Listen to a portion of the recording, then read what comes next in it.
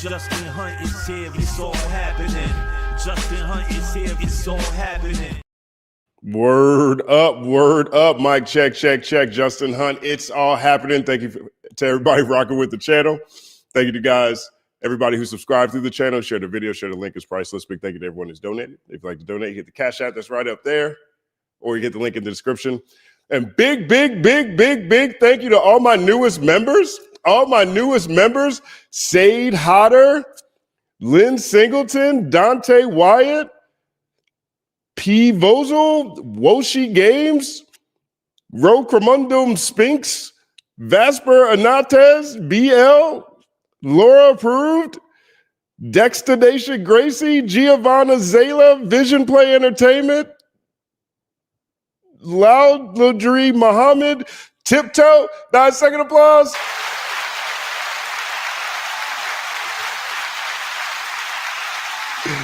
Word up. That's a throwback. I haven't done shout outs in a minute, so I'm bringing those back now too. But thank you to everybody for joining this channel. Thank you to everybody for all the support. Thank you to you all for experimenting with me on how I get this live thing going. And so we are now day 3 of TCMS, the Company Man Show, live. 1-second applause. Big shout out to all of the moderators, Lils. Big shout out to Bucktooth. I think I saw you in there. You guys are amazing for holding me down. Big shout out to everybody in the Discord who might be checking this out over there too. So busy day today, super busy day today. I was on set all day and we had a fantastic interview. You'll see this soon when I announce what I'm announcing in the coming weeks.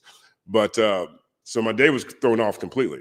And so I've been on set most of the day, and then I came back here and I had a series of phone calls, and I had a couple of things I need to do for just on the production side of things and for a breakdown that I'm scripting right now.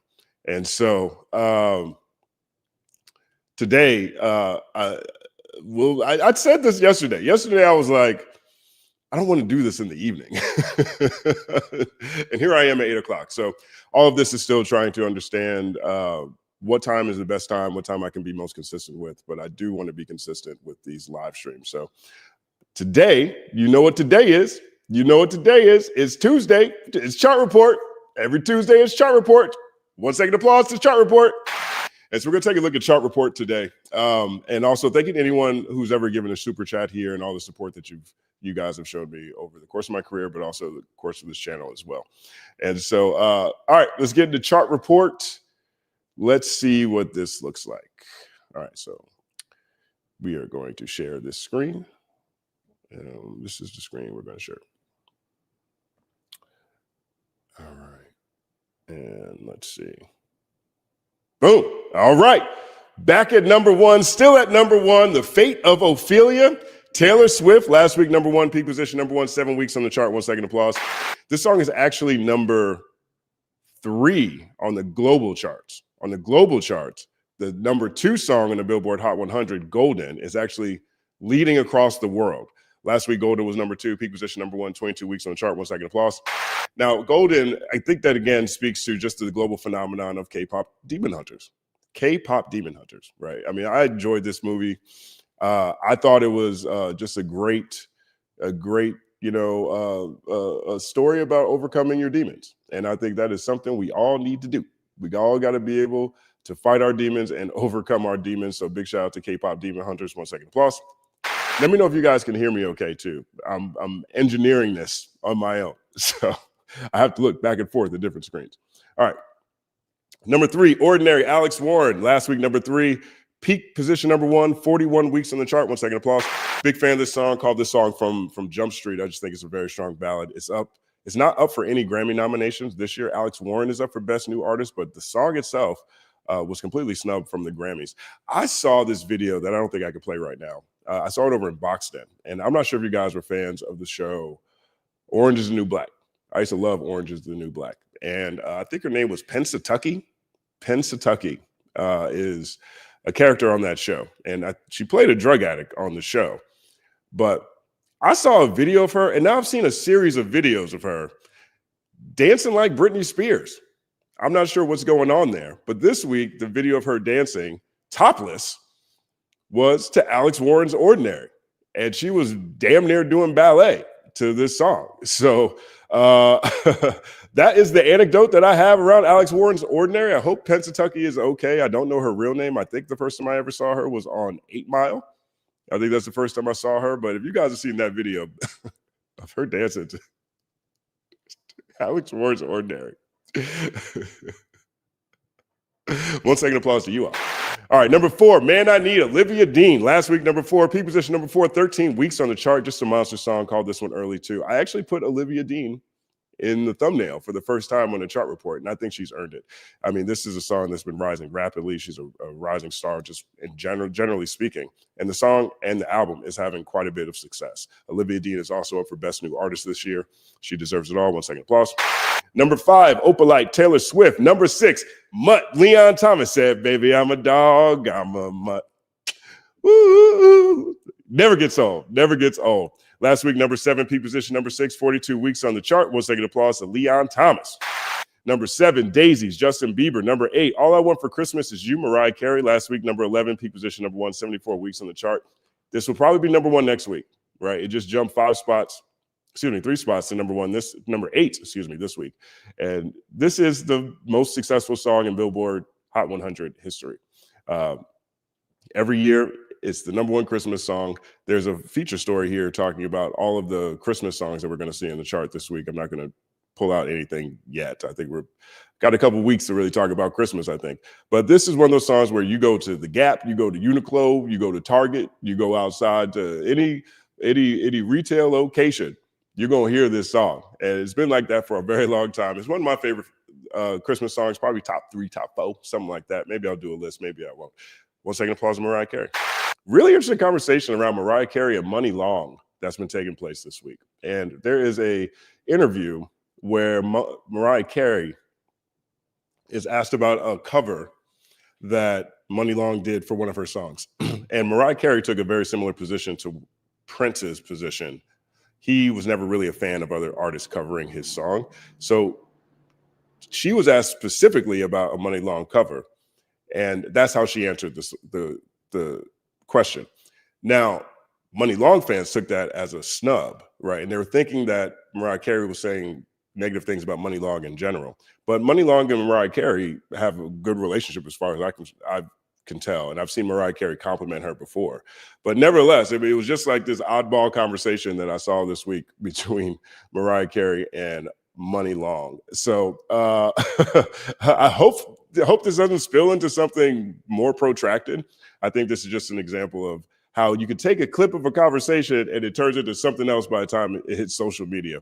Love this song. Big fan of this song. 1 second applause. Number 9, Folded, Kehlani. Last week, number 8, peak position number 7, 23 weeks on the chart. 1 second applause to Kehlani. Really powerful song. Really great song. I love what Kehlani said this week about AI. And I'm going to do a separate segment at some point on that. I don't think I'm going to do it tonight. But what she said about AI and the fact that AI is so dope because it steals from everybody. Well, everybody should get paid. And that's how I feel. I feel like that about way more than just AI, though. I feel like every website, every app, every platform that uses our data should pay us because it's our data. That's what it is, right? Particularly with AI. The entire AI's existence is based off the combined combination of human innovation. That's what it is. I feel like we spend a lot of time thinking that, oh, this guy, this person, this company, they created a business and therefore they're entitled to all the spoils. Well, this business is based off of humanity. And I feel like humanity should get paid. I feel like there's conversations around UBI, Universal Basic Income. There's conversation about AI taking all kinds of jobs. White collar jobs coming soon. White collar jobs coming soon for the chopping block.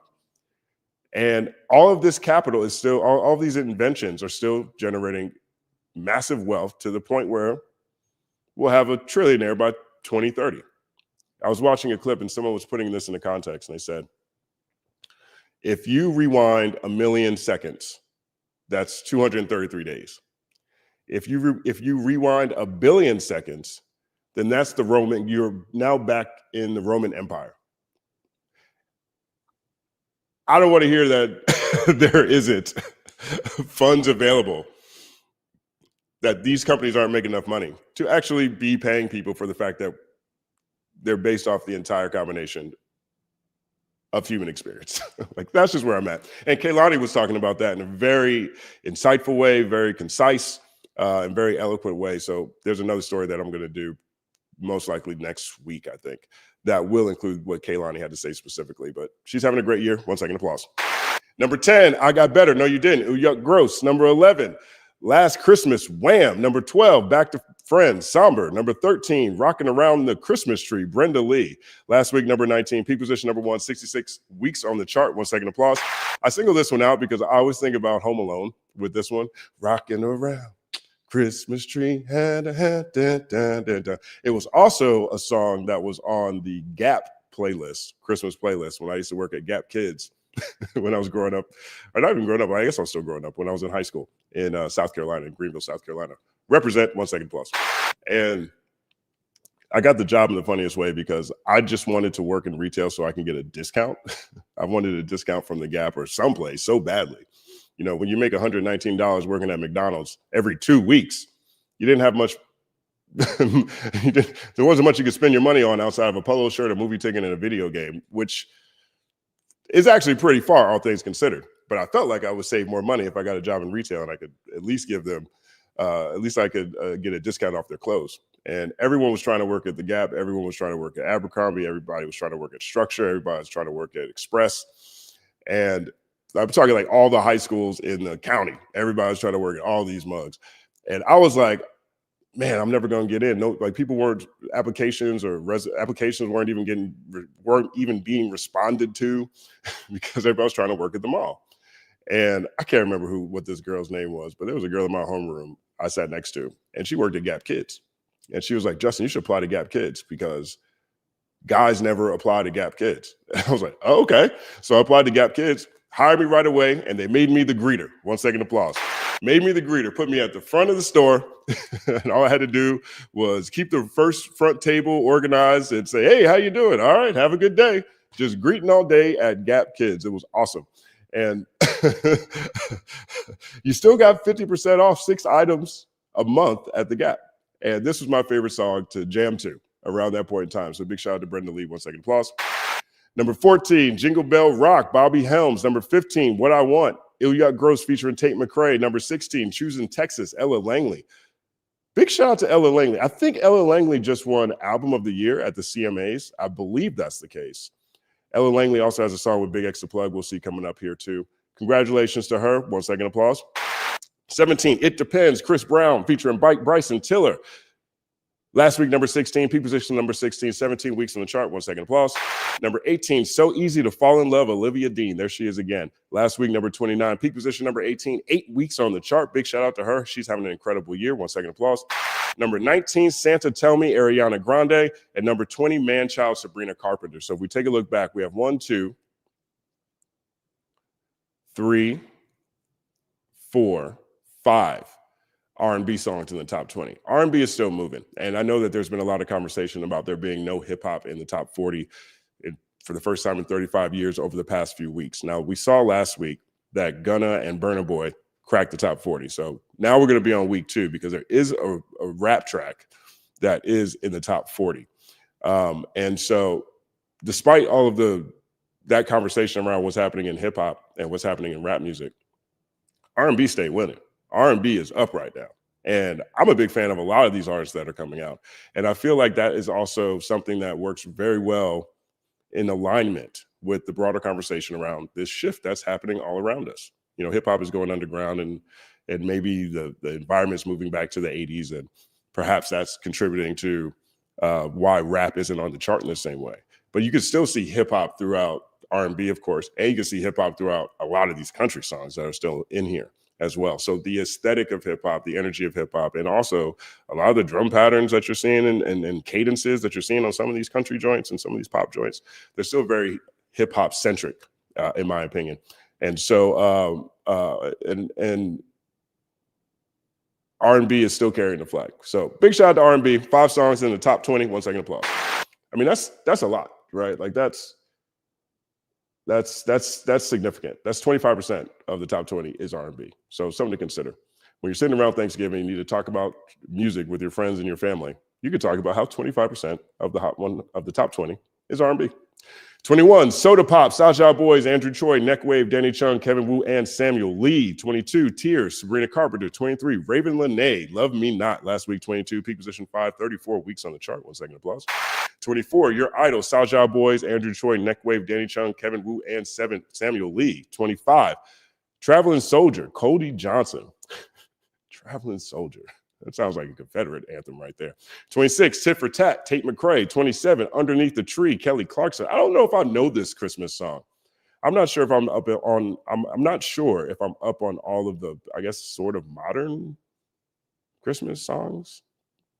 Maybe that's fair to say. If you guys know this song and it's good, let me know. But shout out to Kelly Clarkson. 28, Elizabeth Taylor, Taylor Swift. 29. The Christmas song, Merry Christmas to You, Nat King Cole. Last week, number 50, peak position number 9, 51 weeks on the chart. 1 second applause. 30, It's the Most Wonderful Time of Year, Andy Williams. Last week, 47, peak position 5, 47 weeks on the chart. 1 second applause. This one was also on the Gap playlist as well. 31, Gabriella Katsai. 32, It's Beginning to Look a Lot Like Christmas, Michael Bublé. 33, Don't Mind If I Do, Riley Green featuring Ella Langley. 34, Let It Snow, Dean Martin. Peak position number 7, 37 weeks on the chart. I might be today years old when I realized this song was made by Dean Martin. I mean, perhaps, and maybe I'm just wrong about this. I always think about the Boyz II Men song, Let It Snow. Now, I don't know if that's a cover. Boyz II Men would do covers back in the day. If it's a cover, let me know in the comments section. But I'm looking at this, and in my mind, I'm hearing Nate, Mike, Sean, and Juan. Big shout out to Boyz II Men. 1 second applause. 35, Fear, NF. And this is the rap track that's in the top 40. New entrant, debut. Now, NF has an EP. I think the EP is called Fear that just dropped. If you're not familiar with NF, he is a very, very popular Christian rapper. Now, I believe at this point in his career, just like most Christian rappers, I don't think he wants to be called a Christian rapper, but that is where he built his fan base. And so he had a monster debut this week on the Billboard 200, which we'll see shortly. And you're going to see several tracks from this EP that are also in the Hot 100. Let me know if you guys are fans of NF. I think he could rap really good. This song itself doesn't feel quintessential hip hop. It's more like rapping over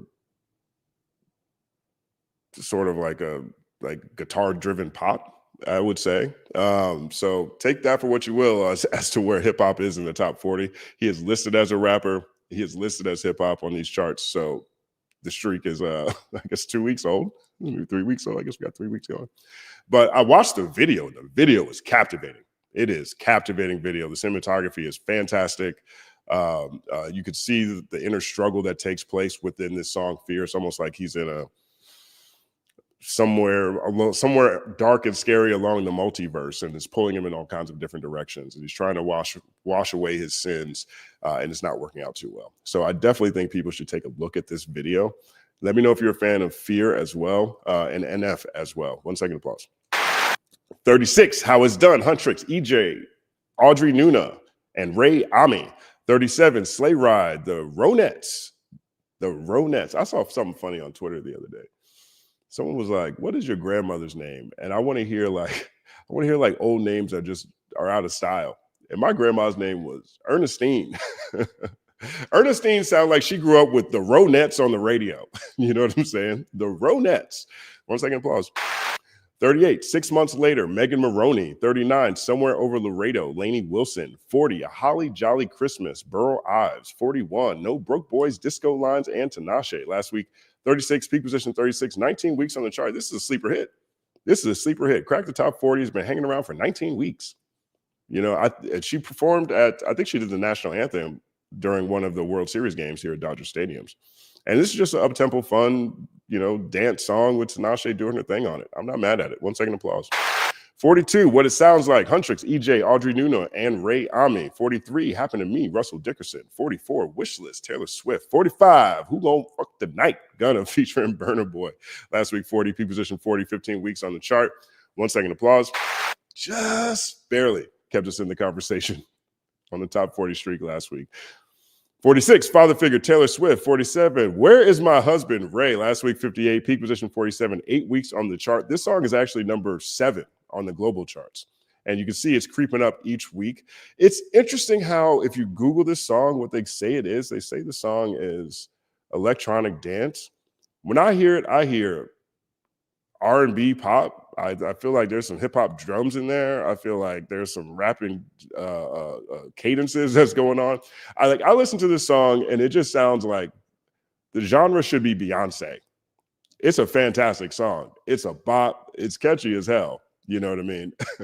And it's got the best title in the Billboard Hot 100. Where is my husband? I don't know, but I guess she's really looking to get married. 1 second applause. 48, Christmas, Baby Please Come Home, Darlene Love. 49, Feliz Navidad, Jose Feliciano. 50, 20 cigarettes, Ill Yuck Gross. 51, Hell at Night, 51, Hell at Night, Big X The Plug featuring Ella Langley. Last week, 46, peak position 35, 15 weeks on the chart. We talked about Big X The Plug. I think it was my first live, the first episode of the Company Man Show. And all the hell Big X The Plug has been taken for making it seem like he had to, that being hip hop isn't enough to be a big artist or the biggest artist. And that conversation is still spilling over. I haven't heard Big X actually say anything about it, but he has dropped a video with Ill Yuck Gross, or one of the Ill Yuck Grosses, since that conversation took place, or at least since the virality of that clip that was from a conversation that took place in August took place. Sometimes it's better to just let things run their course. And perhaps that's what he'll do on this one. Let me know if you're still a fan of Big X The Plug, or if you're looking at him with a side eye. There was a number of people who were saying I should give Big X The Plug ooh yuck gross designation. And I don't see that. I don't think we're there yet. I mean, look how long I had to think about ooh yuck Drake. You know what I'm saying? And he did a whole lot more to earn that designation. So I'm not all the way at that point with Big X The Plug yet. I still think he's really talented. And I do think that perhaps he learned some things, because one of the things that was so interesting about that conversation was he was talking about how much work that they put into country songs. He said this album took him 18 months to make, and his typical rap album only takes 6 months to make. And he's ready to go back to rap music because he was tired of going through that process in country. That to me was really the bigger story out of this Big X The Plug word vomit. That to me was a sign as to why there's been so many chart challenges with rap music recently. Well, if everybody thinks that you can just rush through anything and throw anything out, yeah, well, now the genre projects as disposable. Another reason why I'm really excited that things have now gone back underground. Another reason I'm really excited about this shift. So thank you, Big X The Plug, for at least letting the world know how hard rap music ain't working. 1 second applause. 52, Yukon, Justin Bieber. 53, Dracula, Tame Impala. One of my favorite listens this year. I still go back to this project quite a bit. This song is dope, but I still go back to this Tame Impala project when I'm just doing background music kind of stuff. Last week, 38, peak position 38 weeks on the chart. 1 second applause. 54, It's a Crime. Mariah the Scientist and Kali Uchis. Last week, 45, peak position 45, 15 weeks on the chart. Didn't get one Grammy nomination. I was very surprised about that. Now, this is still rather early in her career. So let's say she drops a project next year. It garners more attention and becomes a really big thing. She'll still be able to be up for Best New Artist, because this is within the window in which they allow artists to qualify for that category. So I think that's probably the best opportunity that's still in front of Mariah the Scientist in 2026. But not one R&B nomination. I feel like Burnin' Blue was everywhere for a very long time. This is her second hit off that album. She deserves it all as well. 1 second applause for Mariah the Scientist. 55, A Couple Minutes, Olivia Dean doing her thing. Last week, 72, peak position 55, 4 weeks on the chart. 1 second applause. You see what I mean by all this R&B? R&B is having a moment, and I feel like that is a story that should be told as well. I mean, particularly speaking from a chart standpoint, they tend to look at hip hop and R&B as the same category. So we can say hip hop is falling off, but R&B is stepping up something major. 1 second applause. My man, Miles Smith, nice to meet you. Last week, 54, peak position 54, 24 weeks on the chart. I think this would do a whole lot better if it wasn't Christmas time as well. I don't know if they recently just pushed the button on this, but this song has been hanging around, as you can see, 24 weeks on the chart. But most of that time was spent in the 80s and 90s, maybe the 70s, 80s and 90s. Past 2 weeks, it's creeping toward top 40. Listen to Miles Smith. Really, really fantastic voice. Really great songwriter. I don't know what genre it is. Like, it's not R&B. There's a pop quotient to it, but it's not quite country. I don't know. But I rock with Miles Smith. 1 second applause. 57, House Again, Hudson Westbrook. 58, Robbed You, Summer Walker and Mariah the Scientist. New entrant. 1 second applause. I have not sank into the Summer Walker album yet, and I'm hearing really, really, really positive things about it. It did very well in the charts this week. You'll see that in the Billboard 200.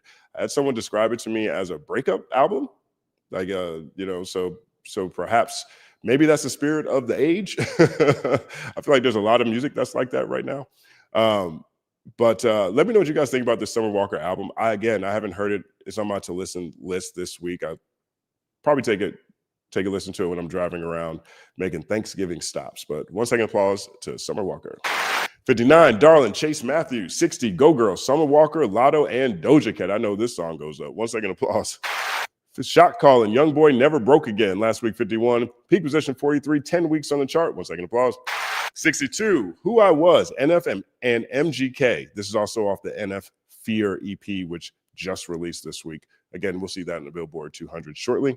63, Better Me For You, Brown Eyes, Max McNown. 64, The Life of a Showgirl, Taylor Swift and Sabrina Carpenter. 65, Back in the Saddle, Luke Combs. 66, Bottles at the Bottles at the Bottles in this mom's gutter. Airtime, Cardi B, last week, 88, peak position 43, 8 weeks on the chart. It's moving fast now. And again, I think this is probably because they released the Jeezy remix 2 weeks ago. We did a reaction to that song on the channel last week. I'm just happy my favorite Cardi B song is starting to get some love. She just gave birth. I know this has to be a priority when it comes to what visuals she's going to put out. The question is, are Jeezy and Lotto also going to be a part of any video that she releases for airtime? Let me know what you guys think about that in the comments section. Love this song. Bottles at the bottles at the bottles of this month's gutter. 1 second applause. Last 67, Jealous Type, Doja Cat. Last week, 56. Peak position 28, 13 weeks on the chart. 1 second applause. 68, Baby, Summer Walker and Chris Brown. Peak position 68, new entrant.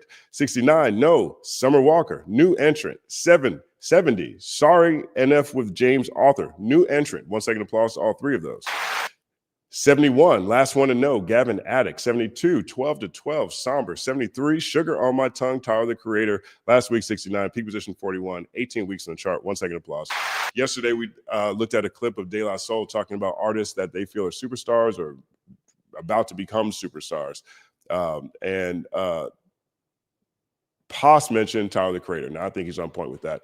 I think they moved Cam Flognaw to Dodger Stadium this week. And so I think that's another indicator of that. On this song in particular, boom, boom, boom. Shoulder back in business, baby. Back in business. I did a full shoulder workout today. Now I'm still on lighter weights, but it's all happening. For people who don't know what I'm talking about, I hurt my shoulder on leg day. It's been an ongoing saga that we have covered in each week's chart report, and we finally made it on the other side. 1 second applause. 74, Take Me Through There, Metro Boomin, Quavo, Brisky, and YK Niche. She's everywhere. Out last week, 73, peak position 69, 8 weeks on the chart. 1 second applause. 75, The Fall, Cody Johnson. 76, Ruin the Friendship, Taylor Swift. 77, Wood, Taylor Swift. 78, Actually Romantic, Taylor Swift. I mean, look at this, right? When we're talking about, again, people getting pushed off the charts, there's no other era prior to the streaming era where it was possible for someone to drop an album and all of the songs charts. So any of those conversations aren't apple to apples anyway. But that's a whole run of Taylor Swift songs on this album that underwhelmed me. Tomato. 79, FMT, Summer Walker, new entrant. 80, 1-800 Heartbreak, Summer Walker and Anderson .Paak, new entrant. 1 second applause to both of those. 81, Eldest Daughter, Taylor Swift. 82, Nice to Each Other, Olivia Dean doing her thing. Last week, 91, peak position 82, 6 weeks on the chart. 1 second applause. 83, What Kind of Man, Peter McCollum. 84, Went Legit, G Herbo. I still haven't listened to this album. I need to check this out. Lil Herb is the name of the album. I got to check it out because I really do love this song. Last week, number 70, P position number 70, 18 weeks on the chart. Number 85, Give Me a Reason, NF, new entrant. 86, Home, NF. 87, Safe, Cardi B, featuring Kehlani. Last week, 67, peak position 26, 9 weeks on the chart. 1 second applause to all of those songs. 88, Sparks, Coldplay. 89, Canceled, Taylor Swift. 90, The Dead Dance, Lady Gaga. 91, When Did You Get Hot, Sabrina Carpenter. 92, Sienna, The Marias. 93, Camera, Ed Sheeran. 94, Days Like These, Luke Combs. 95, Amen, Shabuzi and Jelly Roll. Last week, 84, peak position 56, 28 weeks on the chart. 1 second applause. 96, Baller, Summer Walker featuring Glorilla, Sexy Red, and Manello. 97, Let Alone the One You Love, Olivia Dean. 1 second applause to both of those. 98, Losing Streak, Blake Roman. 99, Favorite Country Song, Hardy. And number 100, How Far Does a Goodbye Go, Jason Aldean. So that is the Billboard Hot 100, as we always do each week here on the Chart Report. We take a look at the Billboard 200, the top 20 of the Billboard 200, and still at number 1, Life of a Showgirl, Taylor Swift. 1 second applause. Number 2, finally over it, Summer Walker. Summer Walker, peak position number 2, new entrant. Massive debut for Summer Walker. Again, let me know what you guys think about this project in the comment section. 1 second applause. Number 3, I'm the Problem. Ilyat Gross. Number 4, Fear EP NF. This is one we talked about here. Peak position number 4, new entrant. 1 second applause. Number 5, K-pop Demon Hunter soundtrack. Last week, number 3, peak position number 1, 22 weeks on the chart. 1 second applause. Man, when you do this live, it's like, man, sometimes you gotta take a water break. Actually, truthfully, you don't even need to do it if you're just doing it live. Like a lot of times you just do this on your own when you're by yourself. Number 6, Everyone's a Star, 5 Seconds of Summer. Number 7, Olivia Dean, The Art of Loving. Last week, number 5, peak position number 5, 8 weeks on the chart. 1 second applause. I really love this album. Like, I'm a big fan of Olivia Dean, and I'm not sure how many of you have actually listened to this project yet, but I just think she's a star in the making. Number 8, Man's Best Friend, Sabrina Carpenter. Number 9, SOS SZA, still running the business. Last week, number 7, peak position number 1, 154 weeks on the chart. 1 second applause. Number 10, One Thing at a Time, Ilyat Gross. Number 11, Am I the Drama, Cardi B. Number 12, You'll Be All Right, Kid, Alex Warren. Number 13, Stick Season, Noah Kahan. Number 14, Short and Sweet, Sabrina Carpenter. Number 15, WTR, Mas Photos, Bad Bunny. Number 16, Dangerous, the double album, Morgan Wallen. Number 17, Lux, Rosalia. I have to listen to this, apparently. I've been given great advice from someone whose opinion I really value when it comes to music, so I'll give it a listen. Number 18, Christmas, Michael Bublé. Number 19, Everything Is a Lot, Wale. New entrant, 1 second applause. And I think this is actually a really strong debut for Wale's project. They're going to push this project throughout the rest of 2026. They're going to make sure that this is as well placed as possible when it comes to Grammy nominations. I think it's a fantastic album. You can expect Watching Us, I think is a song. You can expect Watching Us with Leon Thomas to be pushed to radio in January. So that song still has an explosion. Now, I'm not sure if you've noticed this, but we didn't see any Wale songs on the Billboard Hot 100. I'm willing to bet that changes in 2026 for a number of reasons, one of which is that everything shuts down in January. So it's hard to add new songs to rotation, in December, this time of year. So I don't think that the story of this Wale project is over yet, and I think this is his best work. 1 second applause. And number 20, Hit Me Hard and Soft, Billie Eilish. 1 second applause to Billie Eilish.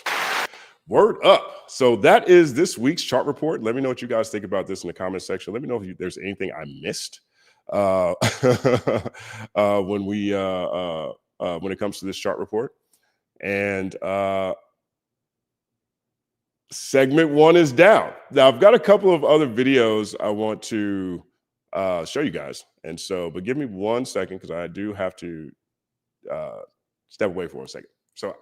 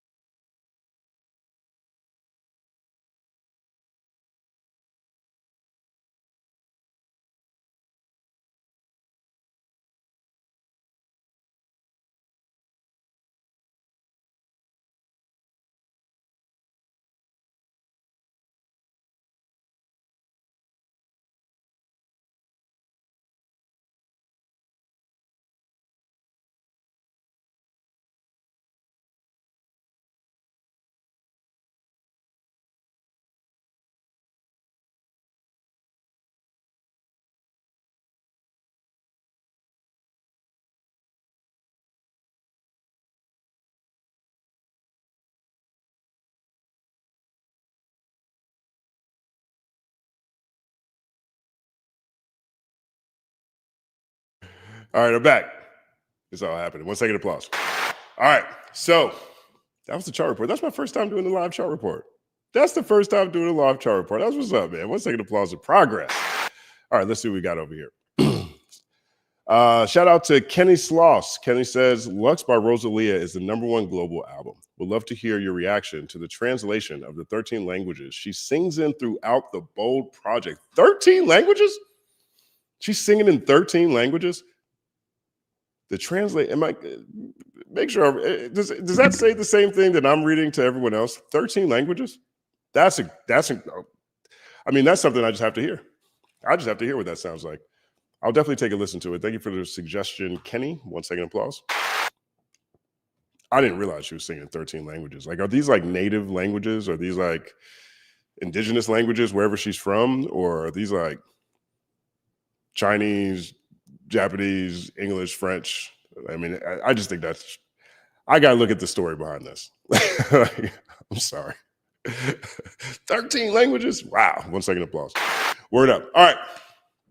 So we're gonna move on to the next block here. I forgot I have these things.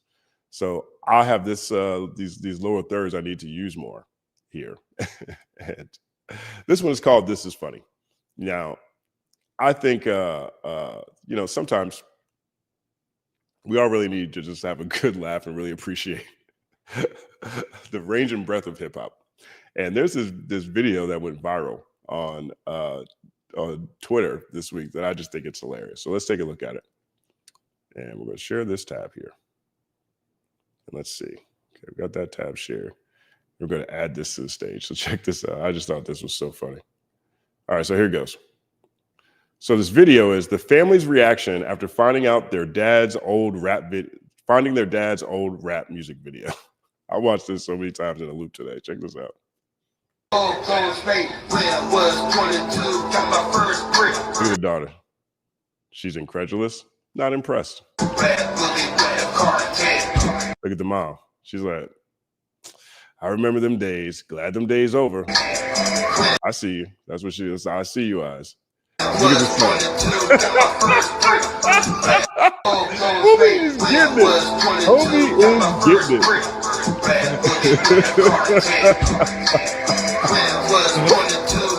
Oh my gosh. I don't even know if you guys can hear that. Can you guys see this? Can you hear it? Yeah. Okay. Like, look at this. I feel like this is like family members I've had, or definitely friends of mine I have now whose kids are like not impressed with what they're doing. So this is the palate cleanser before we move on to the next topic. But this is such 2000s rap, you know what I mean? Like, you could tell homie is like late 90s, early 2000s, and this is his joint right here. And this is right here, I think, is another example of why fathers like having sons, you know? Like, you need to have at least one of your kids, whether it's your son or your daughter, one of them got to just feel you. You know, they gotta connect with you. They got to connect with who you are now and also maybe who you used to be. You need kids that are going to just support you regardless. You know what I mean? And that is the son. And there's a new little hip hop head being birthed in real time. Look at his dancing. He's going in. I love this so much. Okay.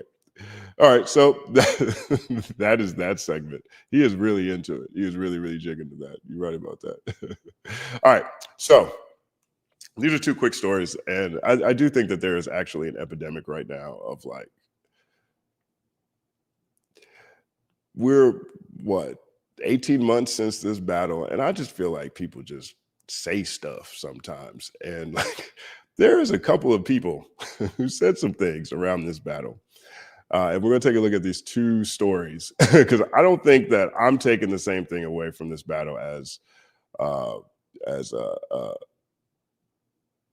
these OVO fans are. And so the story itself is interesting to me, which is why I'm going to share this. And so this is actually Chance the Rapper. So Chance the Rapper is talking.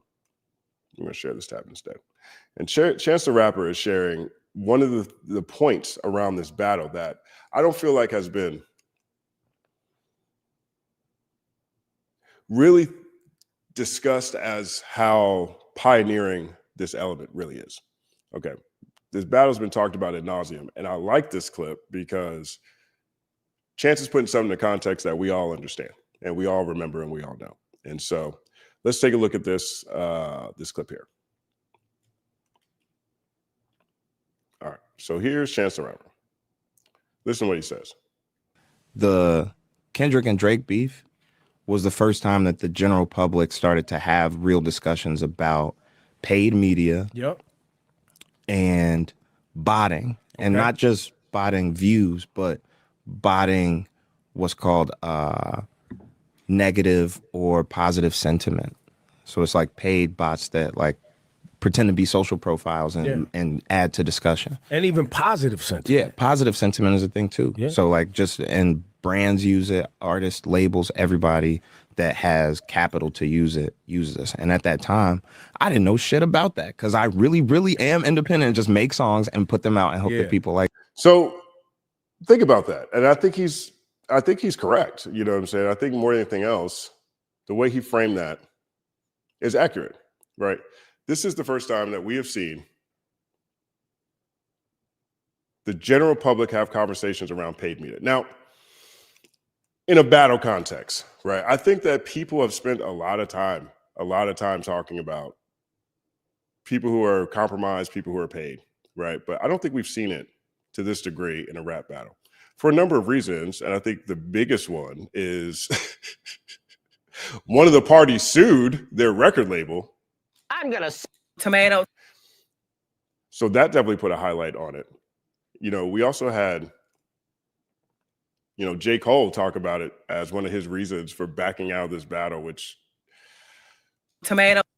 But that was a great point that Chance the Rapper was making, right? Now, the reason why this also stands out to me, because I do think that that is actually a pretty apt assessment. There's a number of things we haven't seen before in this rap battle, but the general public talking about this is new. And I think it's new for a number of reasons. One, we're squarely in the super fan environment where people are now more fans of an artist or a brand or an IP or an actor or a Marvel character than they are necessarily about the whole genre. Like I know more Marvel fans than I know comic book fans right now.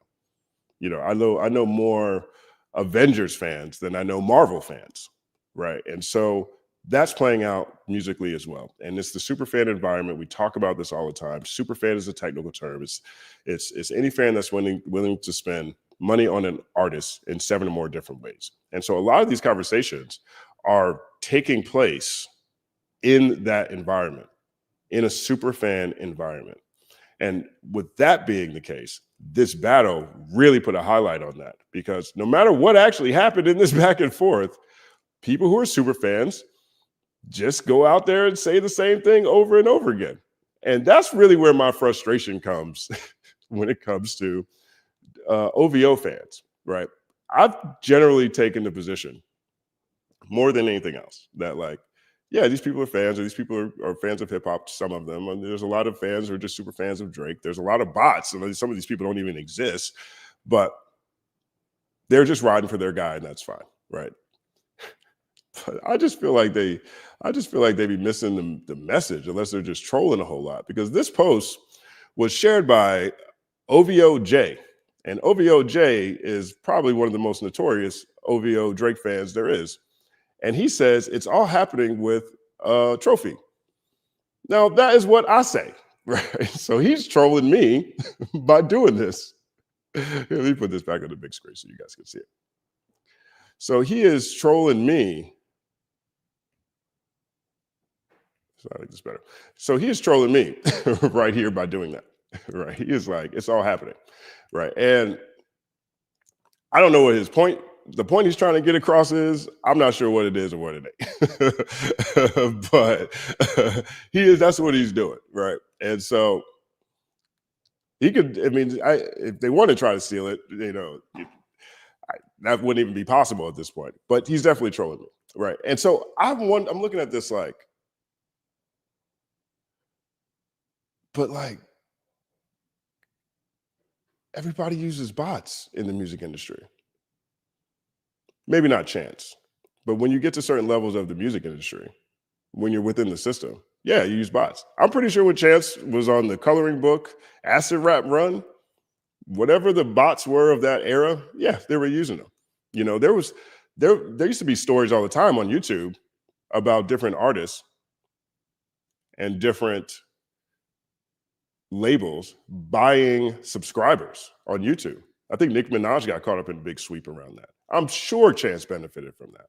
Maybe he didn't know, but I'm sure he benefited from that. But this one is actually just kind of crazy to me because I'm like, yo, we just saw RBX from the Dr. Dre family tree file a very detailed lawsuit that was giving specific dates and percentage increases on Drake's Spotify numbers. Now, whether that was really RBX that had that information, whether RBX is just the face of this lawsuit for this class action lawsuit, but the things that Drake was trying to allege Kendrick did in his lawsuit against UMG and failed to do successfully, RBX did to the nth degree in Drake's direction. So perhaps this isn't like, you know, a defending Drake thing. Perhaps it's just a troll, whatever it is. But this is one of two stories that I saw today that just makes me feel like this, right? I feel like we aren't paying attention to the same facts that happen over time. Because if there's one truth is that, yes, the music industry bots things. Before they botted things, they would purchase subscribers. Before they did that, they used payola and radio stations. This is an industry that started by literal, actual gangsters. People are doing their best to juice the numbers however they see fit. Like, that is just what it is. Whether the artist knows about it or not, it is part of how the industry moves, okay? And so that's just what it is, right? But I run into this quite a bit. Like, I think that one of the things that I also think about when it comes to like this discourse that's happening between Drake and Kendrick fans still, right, is I think part of my frustration is that I just expect better arguments and debates and debate points. Like, I could rattle off probably 8 or 9 different points. If I was a Drake fan, I'd be the most effective Drake fan at spreading his message, at winning the populace when it comes to this conversation. I'd be amazing at it, right? And I know that because the things that I would think about if the things I'd be saying if I was a Drake fan, these guys never say it. They never say it. Instead, they do stuff like this, right? Well, okay, cool. Now, here's the other one that I thought was funny. So this post here, and I'm gonna play this video because it's actually a really cool piece of hip hop history here. But like this post here, all right? So let's take a look at this video and I'll tell you what this post says. Actually, let's do it in that direction. Toronto has been a part of hip hop history since day one. The second hip Toronto has been a part of hip hop history. Toronto has been a part of hip hop history since day one. The second hip hop record ever recorded wasn't in New York or LA. It was made in Toronto. He's saying Toronto's been a part of hip hop history since day one. That's what he's saying right here. Okay, let me change this view actually. All right, so here's what I'm gonna start it over so you guys can take a listen to this. Because I actually think this is a really cool piece of hip hop history. Toronto has been a part of hip hop history since day one. The second hip hop record ever recorded wasn't in New York or LA. It was made in Toronto. And the city's deep hip hop roots goes back to its Caribbean immigration. Just like NYC, hip hop was barely a thing. Well, that part. Well, we'll let it ride. Outside of New York. But up in Toronto, a DJ named Mr. Q was laying down history. J.W. McGee, also known as Mr. Q, was a significant figure in Canadian music history. Originally from the United States, he moved to Toronto and became a key player in the city's growing music scene. In addition to hip-hop, McGee made waves in the disco and soul genre, further cementing his influence in Canadian music. Recorded in a basement below the Cosmic Shop in Toronto's Little Jamaica, Ladies Delight dropped right after Sugar Hill Gang's Rapper's Delight, but it never got the recognition it deserved. Why is that? Well, instead of pushing it in Canada, they drove to Buffalo and sold it in the US. Hip-hop wasn't mainstream in Canada yet. No radio play, no big label backing. Canada's music industry just wasn't ready to support rap yet. Toronto's hip-hop roots run deep, and Mr. Q played a major role in setting the stage. His influence would later inspire a generation of artists, from Michie Mee to Maestro Fresh West. But until 2021, Nobody even had an idea that this track existed. J.W. McGee passed away in 2021, leaving behind a legacy as a pioneer in Canadian music. His contributions helped pave the way for Canadian hip-hop and beyond. So next time you talk about hip-hop history, don't forget about Toronto, and don't forget about Mr. Q. Well, I am the man you're about to D. Put it in the hearts of young ladies. To drive around this town and the whole world's lost with stereophonic sounds. I got 8-track. Okay. 1 second applause to that little piece of hip hop history there.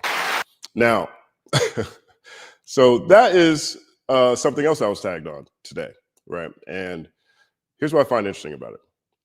The actual post is from this guy, Apox, and he says, Toronto was making rap records before the West Coast with stronger New York ties. Parts of Canada were contributing to hip hop before California ever pressed vinyl.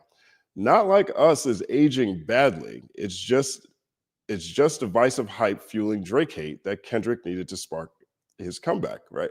And this is, again, an example to me of like, I'm not sure if people understand like what's going on or what actually happened or or what things actually mean, right? Because the funny thing about this, more than anything else, is one, Not Like Us is aging badly. It's divisive. It's just divisive hype fueling Drake hate that Kendrick needed to spark his comeback. Well, Not Like Us doesn't talk about Canada. Like, like it doesn't, Not Like Us doesn't other Canada. It others Drake because it's a rap battle, right? Like this person is trying to connect this song to this argument that Not Like Us others Canada, which has been dismissed like 8 or 9 different points in the past 18 months. I'm not like, why can't you just celebrate this artist? Why can't you celebrate Mr. Q? Right? But this thread gets funnier, right? You look at the thread and here's the person who posted, here's what they say next. Also, just to be clear, nobody's denying that the West Coast influence in hip hop. The point is that Canada, especially Toronto and Montreal, has been contributing to hip hop for just as long, if not longer. I shared this video now because of the recent discourse after the location reveal update on Twitter and generally how wild the division in discourse has gotten. Hip hop has always been global community. Watching people try to force borders into it lately is honestly disgusting. And let's be real, there is only one thing causing all this division, and it's that song. Well, that song doesn't talk about Canada. It doesn't. Like, I don't get this. I don't get this at all. Maybe I'm missing something here. Nor would I say that what Mr. Q was doing was a Canadian thing. He was doing a legitimately, unquestionably American thing. And there's a very great reason for that. Because if you follow the thread longer, you have someone saying, if you follow the thread longer, it says, this is disingenuous and not true. Shaking my head, the knowledge is at your fingertips, not healthy to deny reality. Now, this conversation is taking place over when this particular vinyl was pressed, right? When this particular vinyl was pressed, right? And so that's what they're saying. You can come to the West Coast, you can go to the West Coast and see hip hop taking place before 1979, just like you could see it all throughout New York before 1979, obviously where it's created, but in multiple places around the country before 1979. This is based on Rapper's Delight. Rapper's Delight becomes the first rap hit song, right? And so that's what this conversation is taking place about. That's the thin slice that this is taking place on. That this person is trying to use to show how long Canada's been doing stuff in hip hop, and to say Not Like Us is aging badly, even though it has nothing to do with Canada and everything to do with Drake and othering Drake. And then he expresses it again to say the location reveal has a lot of people pointing at Canada as something different. Well, it's still an American thing, regardless of where it's happening. But listen to where this goes. Right. So Apox goes, again, you're denying reality. Grok, is this a true statement? Toronto was making rap records before the West Coast. Yes, based on historical records. Toronto produced its first rap song in 1979, Mr. Q's Lady's Delight, while the West Coast's earliest official rap record was 1981, Disco Daddy and Captain Rap's The Gigolo Rap. So the statement holds true. Official rap records. This is a very particular thin slice conversation that is taking place, right? And so this guy comes down here and says, Grok, where is Mr. Q from? And Grok says, Mr. Q, JWG, was born in Fayetteville, North Carolina, USA. He moved to Toronto in 1974 and recorded Ladies Delight there in 1979, making it Canada's first known hip hop single. So even Canada's rap history comes from the United States. It comes from the United States. Okay, it's not even a thing that outside of the fact that homie happened to live in Canada. Outside the fact that homie happened to live in Canada, he still had to drive to Buffalo to push the song. And he's from North Carolina, where he lived, and he didn't move to Canada until 5 years before that. I'm not sure how Canadian that song actually is now that I think about it, now that I really look at it. And it should be a dope piece of hip hop history that everybody can celebrate. At bare minimum, it could be a great example of how, you know what, it's really not worth it to get xenophobic around locations when we're talking about Canada and United States when it comes to hip hop. Fine, I could even take that one. But to say Not Like Us is aging badly is just divisive hype fueling Drake hate that Kendrick needed to spark his comeback. like the Mr. Fantastic levels of reach that's taken place right there. Tomato.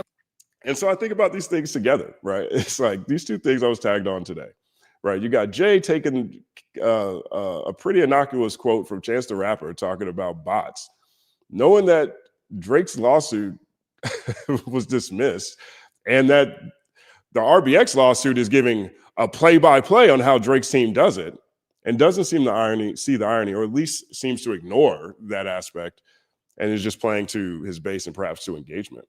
And then you come to the second thing, and it is an actually really dope piece of hip hop history that is lost in conversation. And they're selling it by saying a song that has nothing, that doesn't say anything about Canada, is aging badly. Tomato. And that's what I mean. That is what I mean when I say, like, I personally feel like anybody on that other side, on the Drake side, at this point, there's plenty of opportunity to get better at making arguments and debates. Okay. Like, I don't get it. Maybe it's fun. Maybe it's just for engagement. You guys let me know in the comment section. But there's no reason, in my opinion, that these two actually really great conversation points, right?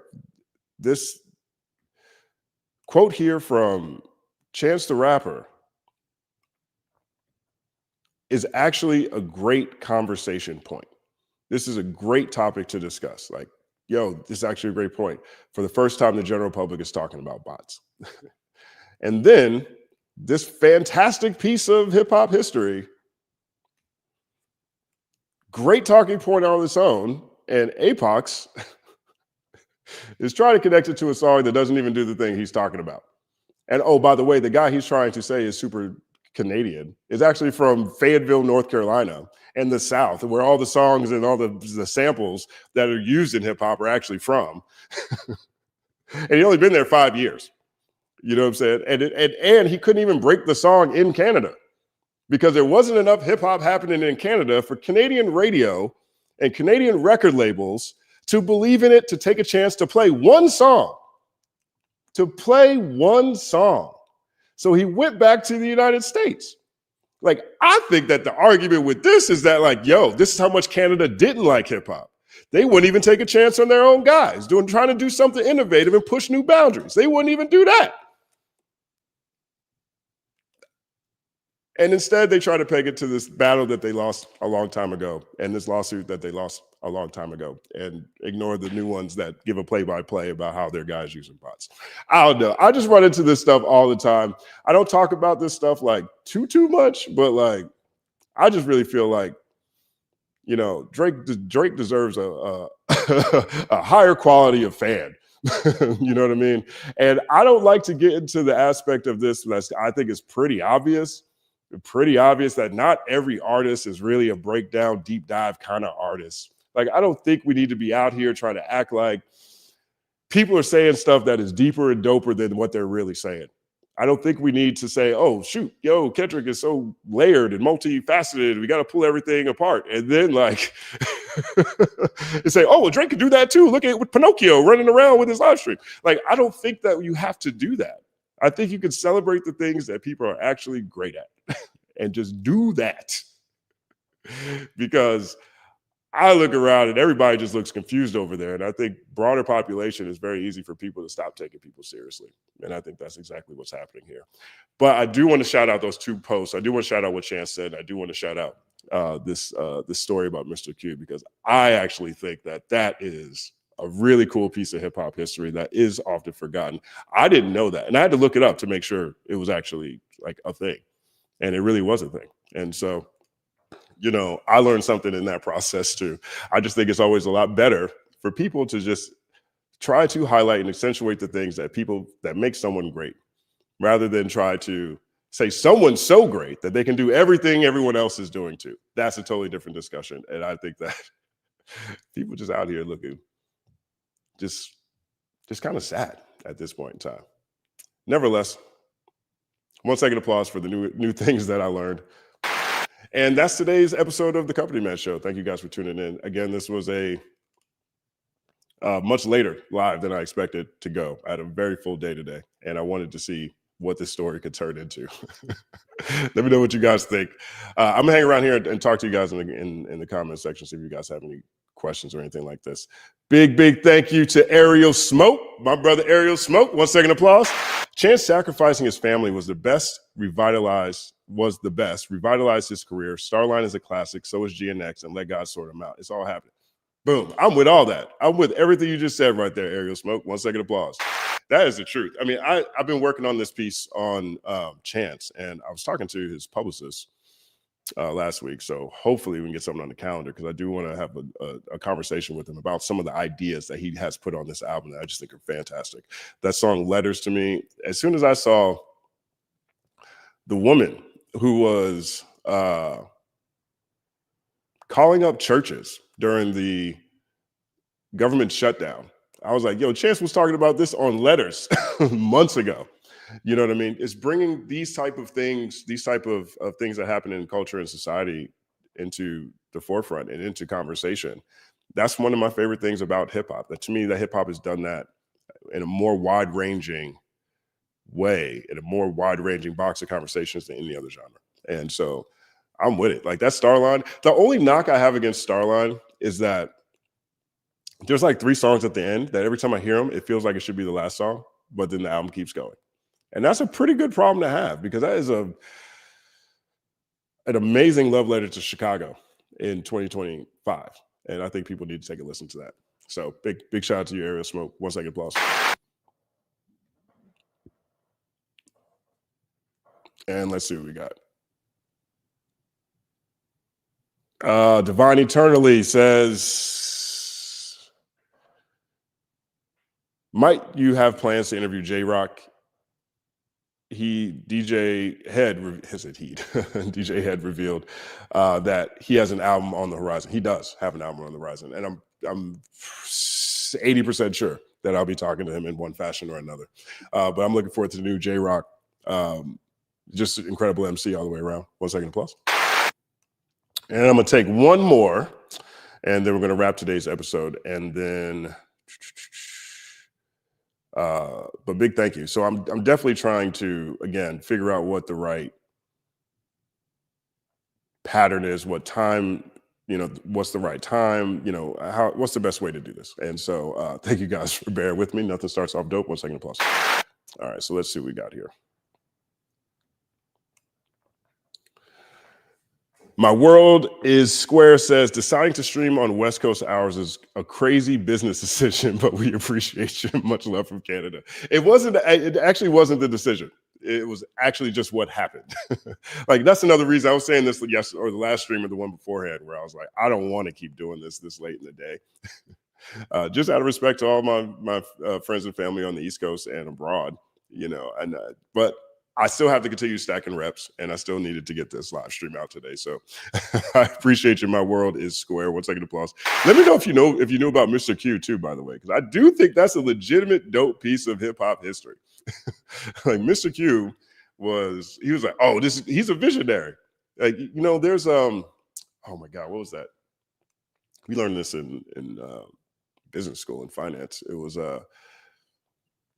there's your innovators, there's your early adopters, and there's your laggards, right? The innovators are the ones who come up with cool stuff, but they always end up losing money because they spend all the money and they spend all their resources coming up with the new thing.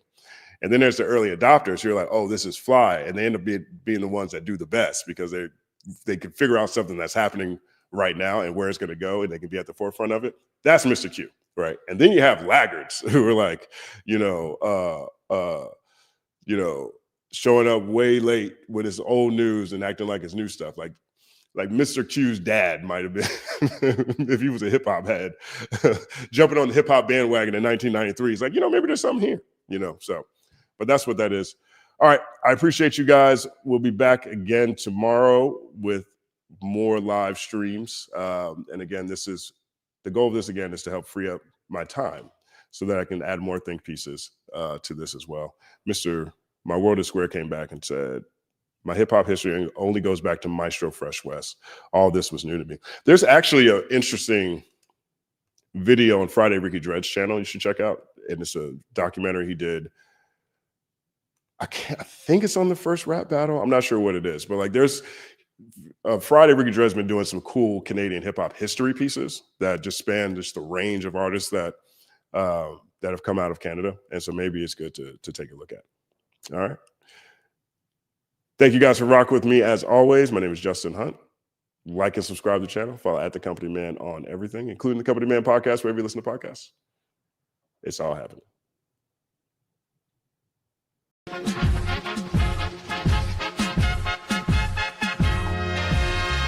Justin Hunt is here, it's all happening. Justin Hunt is here, it's all happening.